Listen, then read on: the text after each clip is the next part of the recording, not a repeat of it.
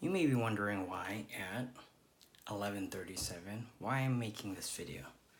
I'm making this video to remind myself that I've been working my butt off in the past month.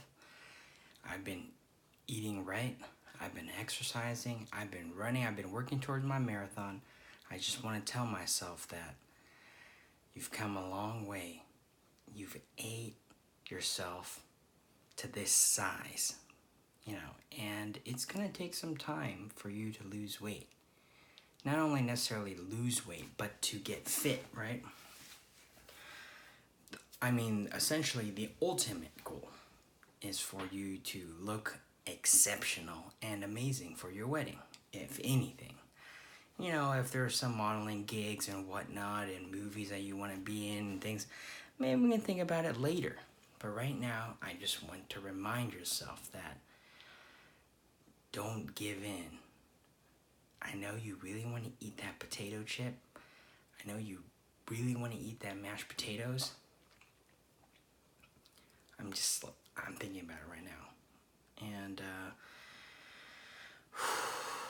all those years of eating, accumulating, all that stuff that you ate has made you what you are today. But you can change that. In just the past 4 weeks, eating right, eating less, the key is portions, right? Eating less makes a huge difference. I think one of the things that I have really looked out for is calorie counting. I never thought that I myself would be doing calorie counting, but it is quite effective. When you look at something and you see the amount of calories, you think to yourself, okay, so let's take a look. So today, I was at the gym, I did the elliptical and whatnot, so it says that my move calories, okay, it's 1,313. Exercise is 81 minutes, and then my stand goal, I didn't make it. I stood 10 out of 12 hours. But if you think about it, from movement alone, I did 1,300 calories. There are many things out there that fast food places will not tell you, or even Starbucks. You look at some of their sweetest drinks, they're packed with calories. And the calories don't just necessarily come from fat, they also come from sugars. So what I have learned in the past 4 weeks is to really pay attention to calories, pay attention to sugar, and it's sugar in grams. I know a lot of times when you drink a soda, for example, if you have like a Pepsi or a Coke, it's like 35 to 40 grams of sugar. And I was curious to see how many teaspoons is there in a gram of sugar. Just to double check.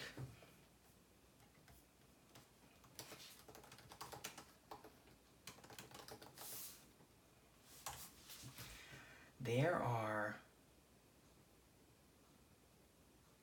1 teaspoon of granulated sugar equals 4 grams of sugar. So let's put that in perspective. You have a can of soda, a Coke, like a cola of sorts. You're looking at 9 to 10 teaspoons of granulated sugar. And you fill that up in a cup, that's gonna take up, I wanna say, at least a third of the cup. When you look at it in perspective, that is a lot.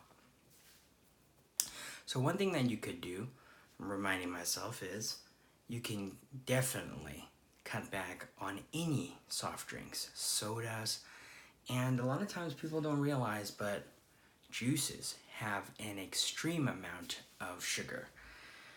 You think it's all natural, it's good for you, oh, it might be organic, and then you turn and flip it around and you look at the nutrition label and it says, 30 grams of sugar. Okay, well, let's cut back on that.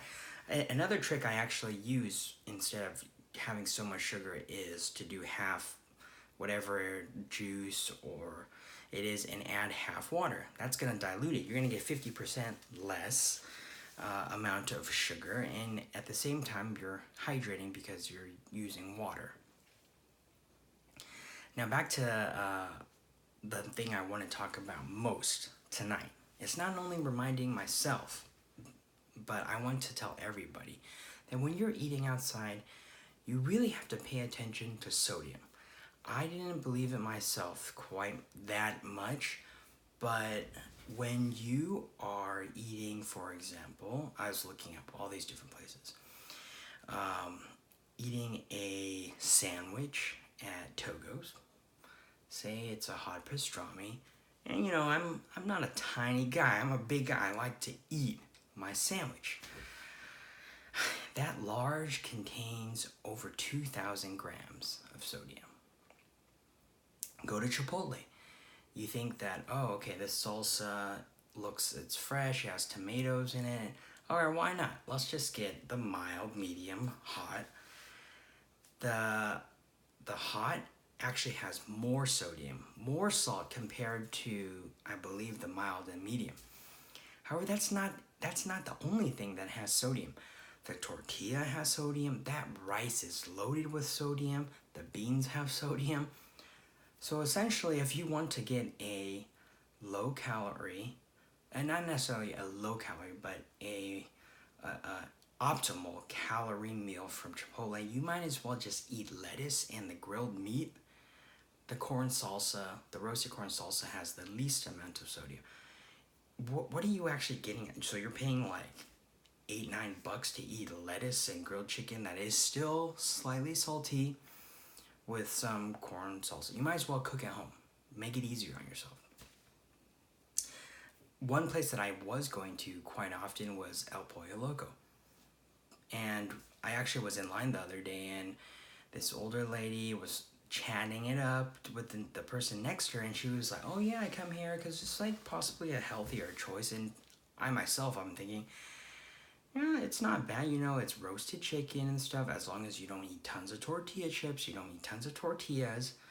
But I wasn't looking carefully at what was actually quite important. It was the amount of sodium. And what was more interesting was that chicken breast that they have, it is packed with protein, okay? It is leaner than your thigh meat. It's definitely less fat compared to your wing and your thigh. However, that thing is like loaded. It's like 600 or 700 milligrams of sodium. And just to put that in perspective, how many milligrams of sodium in a teaspoon?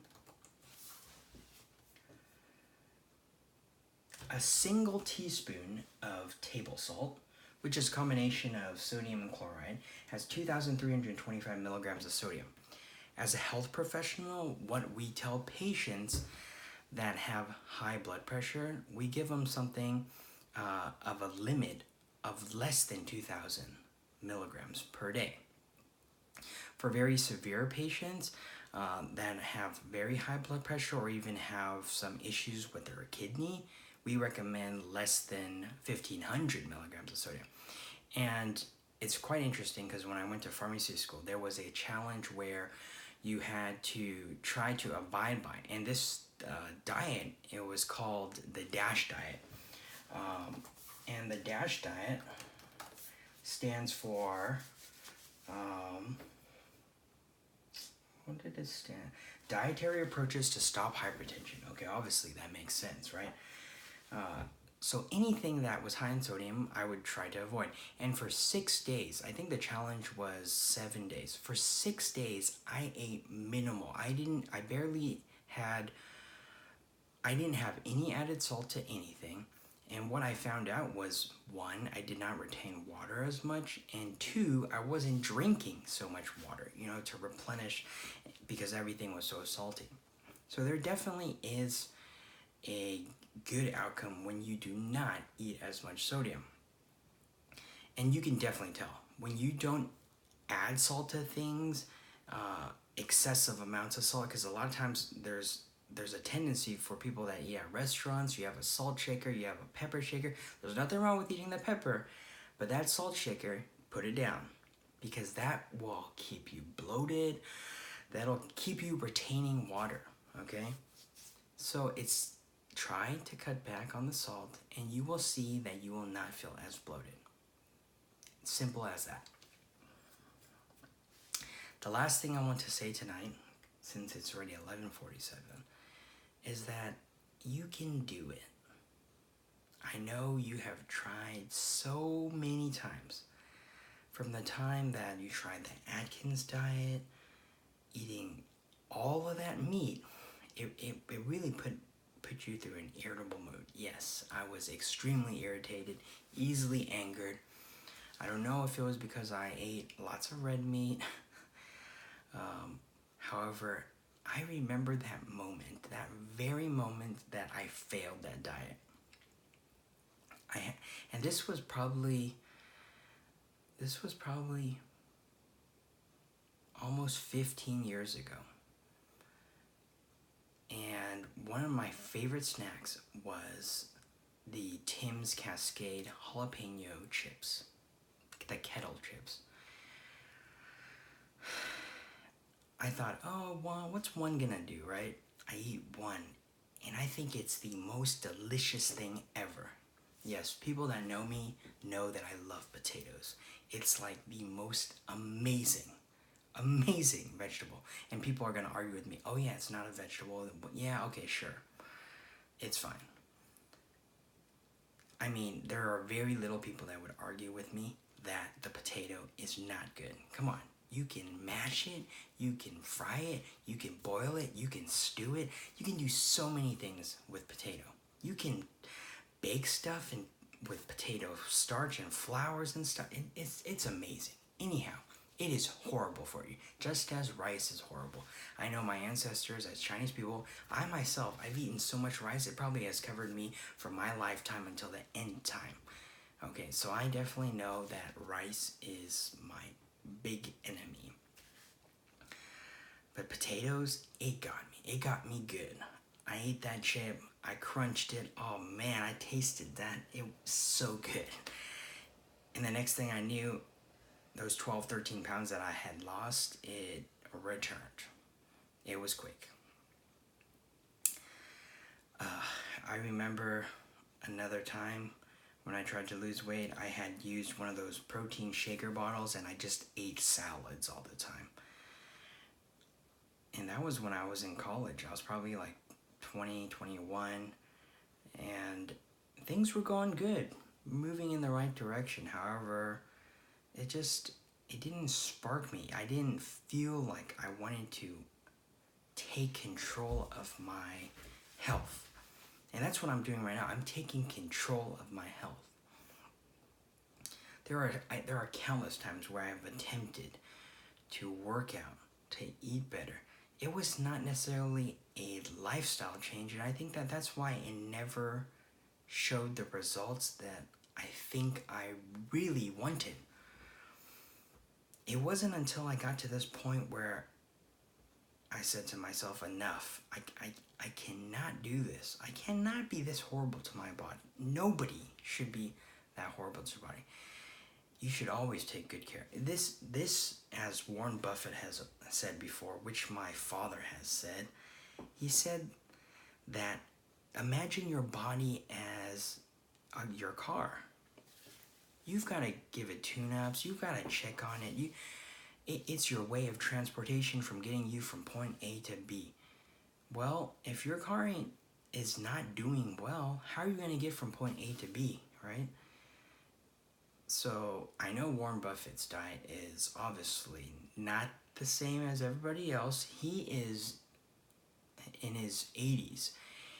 And from what I've read, he eats McDonald's, drinks Coca-Cola, has steak with hash browns. Hey, but I think at the same time, I remember reading another article that was a follow-up for that, and his doctor said, okay, you either stop eating all this stuff or you should exercise. So of course, the ideal choice that he was going to make was to exercise because he loved to eat all those things.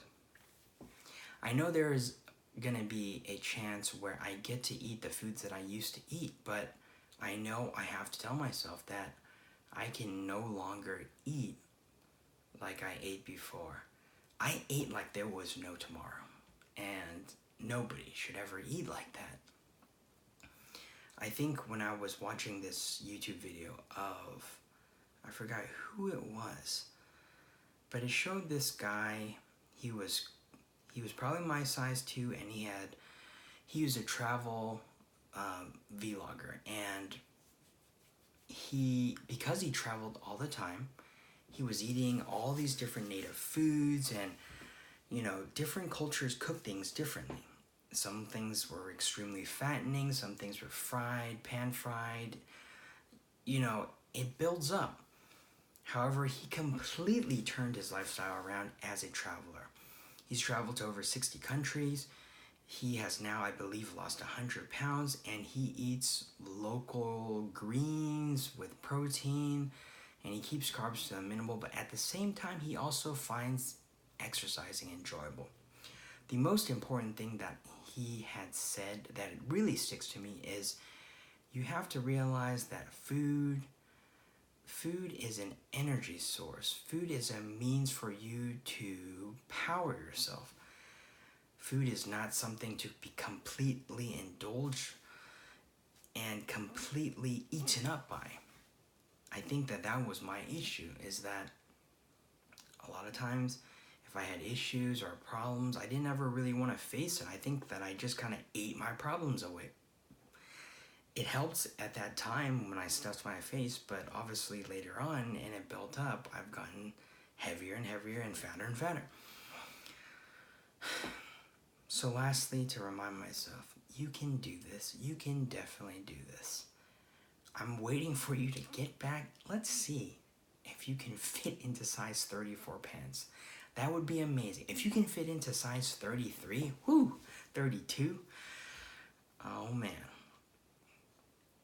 I think I do, as I was telling my fiance earlier tonight, I said, I want to get to the moment where I can go to the beach or I can go to the pool and I can take off my shirt and not feel embarrassed. I can show the world that all of this hard work has given me so much confidence.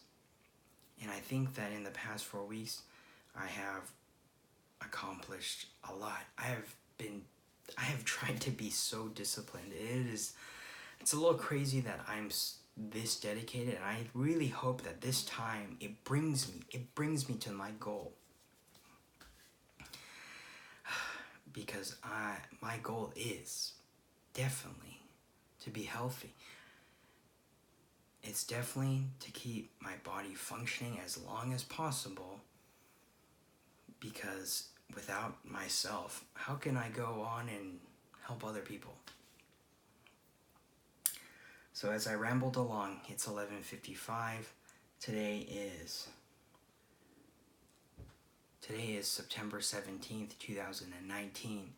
It has almost been completely 30 days since you have started on this lifestyle change and this weight loss journey. Now remember, don't forget, you still have a marathon to run on December 8th, 2019. I know you can do it because you've been training, right?